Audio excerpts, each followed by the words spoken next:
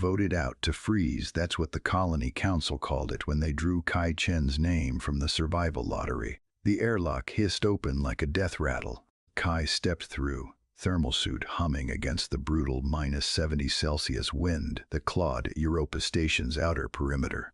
Behind him, 300 colonists breathed easier, knowing the food rations would stretch another month. Ahead, ice fields glittered under Jupiter's reflected light, endless and merciless. The door sealed. No dramatic goodbye.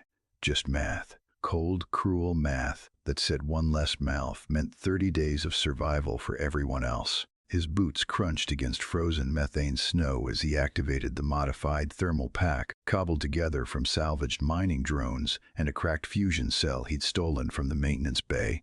The HUD flickered to life inside his visor, displaying a route only he could see. 3 weeks ago, his father had pressed a data chip into his palm, eyes hollow with guilt. "If they ever draw your name," he'd whispered, "follow the blue line." The blue line cut northeast, away from the standard emergency shelters the council had marked as humane endpoints for exiles. Those shelters were tombs.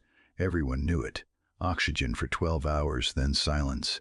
But Kai's father had been a geological surveyor before the accident, and he'd found something the colony administrators had buried in classified reports, something that made the impossible trek seem merely suicidal instead of instantly fatal. 6 hours in, Kai's muscles screamed against the constant shivering. The thermal pack kept his core at 37 degrees, but his extremities burned with that specific ache that preceded frostbite. He forced himself to focus on the science fiction story unfolding in his HUD temperature gradients, spiking in patterns that shouldn't exist on a frozen moon. Geothermal anomalies. His father's gift wasn't mercy. It was a map to the one place on Europa where human ingenuity might triumph over thermodynamics. Kai dropped to one knee as a fissure split the ice 20 meters ahead, steam billowing upward in defiance of the void-cold atmosphere. The blue line on his HUD pulsed, pointing straight into the breach. He approached the edge and peered down into a cavern that glowed with bioluminescent blues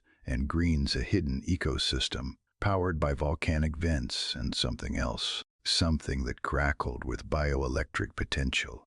He descended using pitons and climbing gear, each handhold a gamble against structural collapse. The temperature rose 10 degrees, then 20, then 50. By the time his boots touched the cavern floor, he'd stripped the thermal pack down to minimal power. The air tasted of sulfur and ozone, but it was breathable. Barely. The cavern stretched into cathedral-sized chambers filled with terraced pools. In the water, creatures that looked like oversized electric eels pulsed with bioluminescent current, their bodies generating enough voltage to power the surrounding ecosystem. This was the scarcity logic humanity had forgotten. Resources didn't disappear, they just moved beyond convenient reach. And here, in this impossible sanctuary, lay everything he needed to survive. Movement in his peripheral vision. Kai spun, hand instinctively reaching for the plasma cutter at his belt. A creature the size of a large dog emerged from behind a mineral formation, its scales shifting between obsidian black and molten orange. It opened its mouth and belched a gout of superheated gas that ignited the methane-rich air in a controlled flame. Kai laughed as the fire-breathing roommate tilted its head with what could only be described as curiosity. The colony had exiled him to die, but they'd accidentally given him the galaxy's most absurd survival advantage, a geothermal paradise guarded by a creature that could regulate its own thermal output. "All right, buddy," Kai said, unslinging his salvage pack. "Let's see if I can turn electric fish farming into a science before hypothermia finishes the job." The creature chirped, a sound like grinding metal and birdsong combined. Above, 300 colonists slept soundly, convinced of their necessary cruelty. Below, Kai Chen began building something they couldn't imagine. Not just survival, but supremacy, forged in fire and bioelectric light.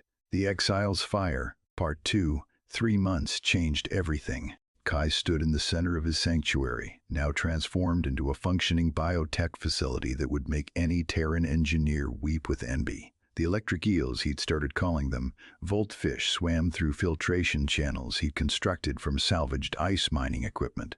Their bioelectric discharge powered a jury-rig generator that fed energy into hydroponic towers sprouting actual vegetables, real food, not the synthetic paste the colony choked down daily. The fire breather named Ember because Kai's creativity had limits lounged on a heated rock formation, occasionally belching flames to regulate the cavern's temperature.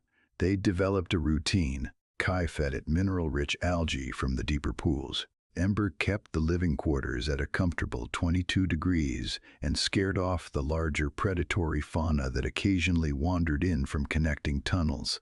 The HUD on his workbench chimed. Surface tremors, heavy machinery signatures. Kai's jaw tightened. They'd found him. He activated the external sensors he'd planted topside 2 weeks ago. Tiny surveillance drones repurposed from his thermal pack's components. The feed showed 6 figures in heavy excavation suits descending toward his cavern entrance, plasma cutters ready. Not a rescue party. An acquisition team. Of course, Kai muttered, checking the charge on his modified plasma cutter. Knowledge as leverage. The colony administrators had finally noticed their power grid stabilizing. Their long-range sensors picking up electromagnetic signatures from a supposedly dead zone. They'd done the math and realized their exile hadn't died. Worse, he'd found something valuable. The lead figure's voice crackled through the open comm channel, deliberately broadcast so Kai would hear. Chen, Colony Administrator Voss here. You're trespassing on Europa Station territorial claims. Surrender the geothermal site and we'll discuss reinstatement. Kai laughed so hard Ember raised its head in alarm. Discuss reinstatement? You sentenced me to death and now you want to negotiate? Don't be dramatic. The lottery is standard protocol. The lottery is murder with paperwork. Kai stroked Ember's scaled hide, feeling the heat radiating from the creature's core. And I'm not interested in your offers. Voss's tone shifted, harder now. We can extract you by force if necessary. You can try. Kai triggered the defense protocol he'd spent weeks engineering. The Voltfish responded to the electromagnetic pulse, their collective bioelectric field surging through conductive channels built into the cavern walls. Arcs of blue-white lightning danced across the entrance tunnel, forcing the acquisition team to stumble backward, their suit systems fritzing from the electromagnetic interference. What the Voss's transmission dissolved into static. That's what happens when you threaten an apex predator in his own territory, Kai said, knowing they couldn't hear him anymore, but needing to say it anyway. He'd learned the ecosystem's language, mastered its rhythms. The cavern wasn't just his home, it was his weapon. But he didn't want bloodshed. That wasn't the point. He switched to a shielded emergency frequency. Voss, stand down and I'll shut off the defenses, then we talk like civilized humans instead of desperate scavengers. Silence. Then, agreed. Kai reduced the electromagnetic field to standby levels. The acquisition team regrouped 50 meters from the entrance, weapons lowered but ready. He walked out to meet them, Ember padding alongside like a loyal guard dog that could melt steel. Voss removed his helmet, face gaunt from months of rationing. How are you alive? Human ingenuity, Kai said simply, and refusing to accept your version of mathematics. He gestured back toward the glowing cavern. I'm producing 17 kilowatts of continuous power for bioelectric generation. I have protein cultivation that could feed 50 people, and I've mapped 12 more geothermal sites within 100 kilometers. The numbers hit Voss like a physical blow. That's more than our primary reactor outputs. I know. Kai folded his arms. Here's my counteroffer. You leave me alone. Full sovereignty over this cavern and any adjacent systems I develop. In exchange, I'll sell you power and food at rates that won't bankrupt your colony. You get to survive. I get to never see another lottery. The council will do exactly what I tell them. Kai's voice carried the confidence of someone who'd spent 3 months turning exile into empire. Because in 2 weeks your primary reactor is going to fail. I've been monitoring your surface broadcasts. I know about the coolant leak you're hiding. And when it does fail, you'll have exactly one option. Beg the kid you tried to kill to save your lives. Voss stared, calculation warring with pride across his weathered features. You'd let them die? 300 people? No. Kai's expression softened slightly. I'm not you. I'll save them, but they're going to know who saved them, and they're going to remember that the person they exiled became the only reason they survived. Saving the executioners, the thought tasted bitter and sweet simultaneously.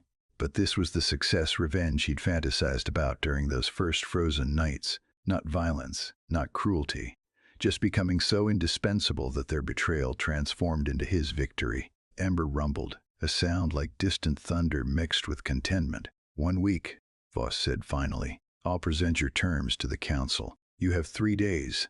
After that, I'm prioritizing my own infrastructure. Kai turned back toward the cavern, Ember following. Oh, and Voss, tell them the lottery is over, permanently, or the next power outage lasts forever. He didn't wait for a response.